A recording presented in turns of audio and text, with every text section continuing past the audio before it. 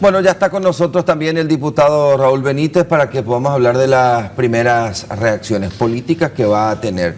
Primero, es cierto, el propio presidente Santiago Peña ya habló de un proyecto de ley o de su intención de poner en vigencia una ley del servicio civil, pero nos acaba de confirmar la viceministra Picasso que hay otra que van a presentar, que es de la organización administrativa del Estado y que se presenta mañana precisamente. ¿Cómo está, diputado? Muy buenas noches, Javier. Muchas gracias por la invitación. Un saludo también a toda la teleaudiencia y acá a todo el equipo. ¿Pudiste acceder al borrador de esta ley del servicio civil? Sí, accedí al borrador. Estuvimos mirando ya a grandes rasgos este proyecto de ley que, bueno, nosotros creemos que es una ley que siempre lo hablamos con la senadora Katia González, que es una ley demasiado necesaria, ¿verdad? Necesitamos tener un orden dentro de la carrera del servicio civil, ¿verdad? Y vamos a tomar el ejemplo de lo que estuvo ocurriendo estos días, Javier, ¿verdad?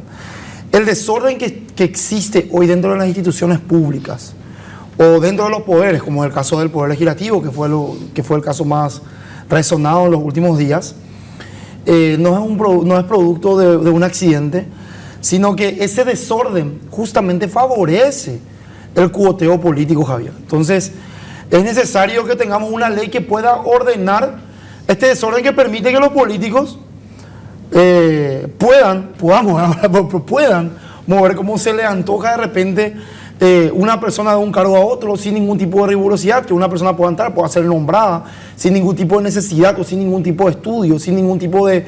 A veces ni siquiera sabiendo bien cuál es su función, para qué entra, sin ni siquiera tener un orden en cuanto al salario, ¿verdad? Y todo lo que vimos estos días. Entonces, una ley del ordenamiento del servicio civil es súper necesario, tanto para evitar eso, como para también ser garantía de aquellos que quieren hacer una carrera dentro de la función pública. Pero a ver, te hago un comparativo, y esto te afecta directamente, diputado, porque estás en la Cámara de Diputados.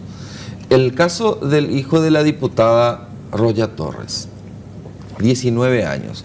En los últimos meses del 2023 fue su colación. 9.500.000 como asesor. O sea, la necesidad de la diputada es que su hijo le acompañe y que tenemos que pagarle al hijo porque le acompaña con una categoría de asesor. Pero la necesidad legislativa, ¿cuál es? Primero aclarar, evidentemente insisto mucho en que ese desorden que existe dentro de la Cámara de Diputados es de adrede. Se necesita ese desorden para poder generar el cuoteo político que pueda después comprar y conseguir lealtades, Javier.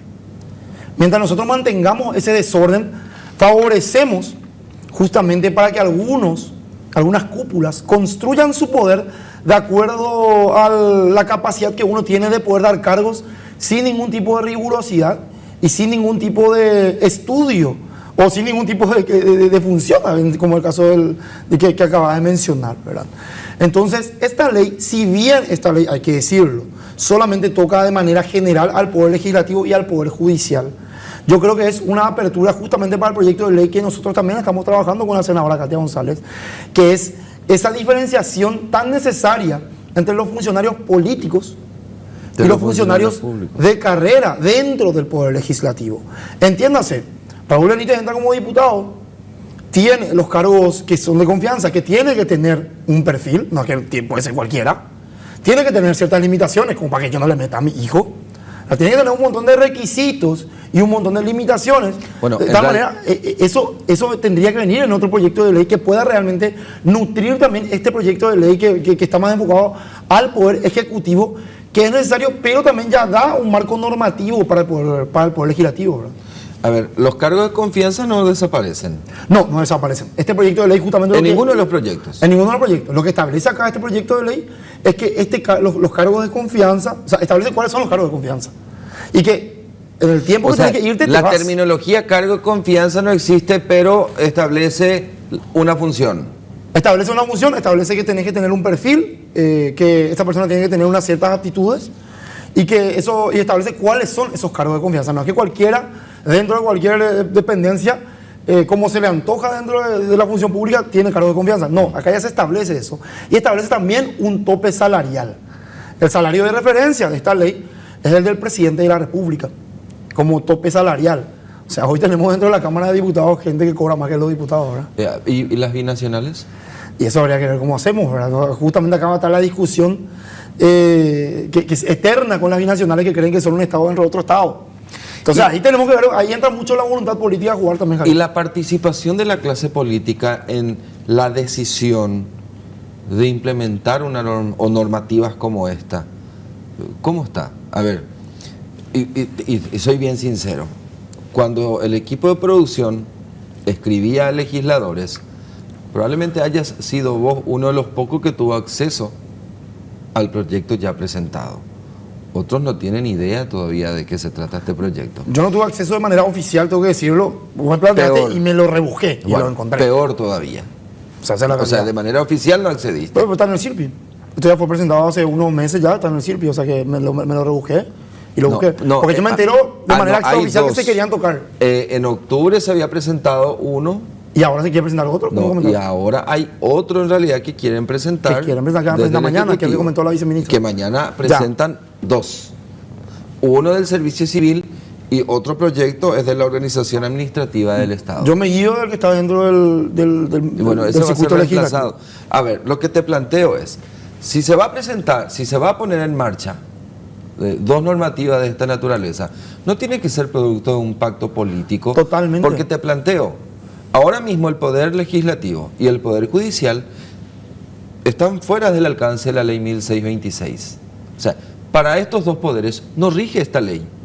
Pero no hay que irnos ni siquiera al Poder Legislativo y al Poder Judicial, Javier. Acá lo primero que hay que saber es que, por ejemplo, la ley de la función pública prácticamente no se pudo aplicar por los recursos de inconstitucionalidad presentados.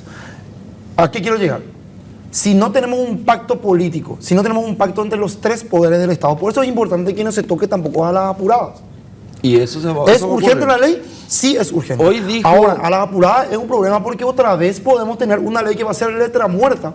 Si el Poder Judicial, si la Corte no tiene la intención de que esta ley se pueda realmente llevar adelante y se pueda aplicar.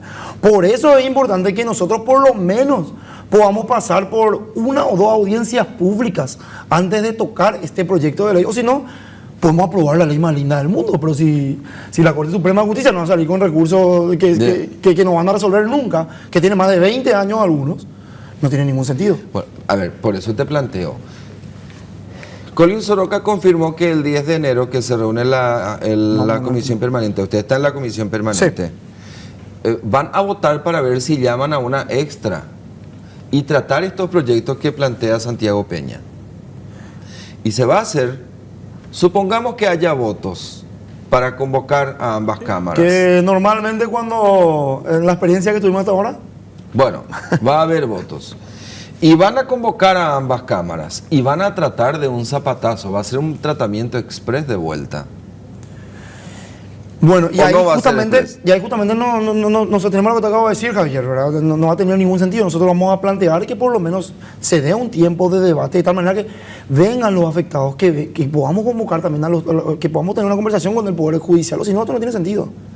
No va a lograr su objetivo esta ley, ¿verdad? O sea que esa es la realidad. Yo también, así como vos, yo me entero por los medios que esto se quería tocar, se quiere hablar de esto el próximo miércoles. Realmente yo de forma oficial todavía no me enteré de esto. Esa es la realidad.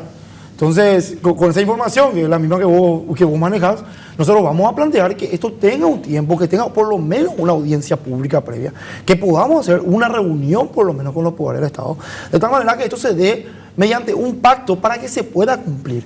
Y las instituciones tienen que ser las interesadas justamente también en poder cumplir, o si no, vamos a tener otra ley que va a ser letra muerta. Letra muerta va a ser muy lindo para el título, va a ser muy lindo para que se pueda hacer un video de media producción, ¿verdad? Que es lo que normalmente estamos viendo estos días, ¿verdad? Estamos acostumbrados. Pero o sea, la práctica... Lo que te planteo es, las maravillas que habló la viceministra, genial. Pero el papel aguanta todo. Pero si el Poder Legislativo y el Poder Judicial van a quedar fuera de vuelta. Por eso es importante que nosotros presentemos, nosotros justamente estamos trabajando en este proyecto de ley con la senadora, que pueda justamente establecer esta diferenciación, que pueda armar una carrera dentro del funcionariado público de la Cámara de Diputados, que pueda ordenar los méritos que cada uno tiene que tener para acceder a un cargo, que pueda armar una carrera y que lo más importante, que a los 5 años el funcionario que ingresó contigo se va. Porque hoy tenemos una superpoblación en la Cámara de Diputados. cada legislador Lleva a sus trajo a funcionarios. sus 3 funcionarios ¿Tres? y El 3 siendo logró generoso, ¿verdad? nombrarles. Y entonces se retira, termina su periodo. Y se quedan los 3. Se quedan los 3 sin tener un legislador con quien trabajar. Entonces, lo importante también es que dentro de esta ley establezcamos los funcionarios políticos.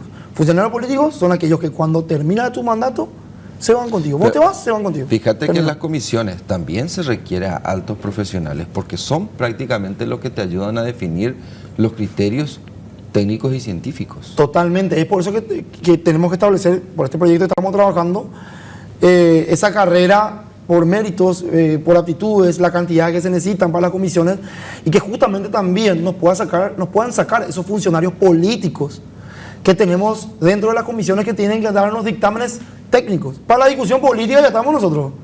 ¿Verdad? No nos sirve de nada tener el dictamen, otro político más dentro de las comisiones para que discutamos entre nosotros, ¿verdad? No, la discusión política estamos nosotros, ¿verdad? Nosotros lo que necesitamos es un dictamen técnico. El ejemplo más claro fue lo que ocurría con los terrenos de Remancito, no sé si te acordás. Sí, me acuerdo. Que justamente hubo un problema con una de las comisiones que no proveía la información. ¿Y por qué ocurre eso? Porque tenemos funcionarios que son operadores dentro de las comisiones que deben ser independiente de tu color, independiente de con quién entraste, de cómo te llamas, de dónde sos, tienen que tener un dictamen técnico que pueda realmente brindarte toda la información para que después vos tomes la decisión política.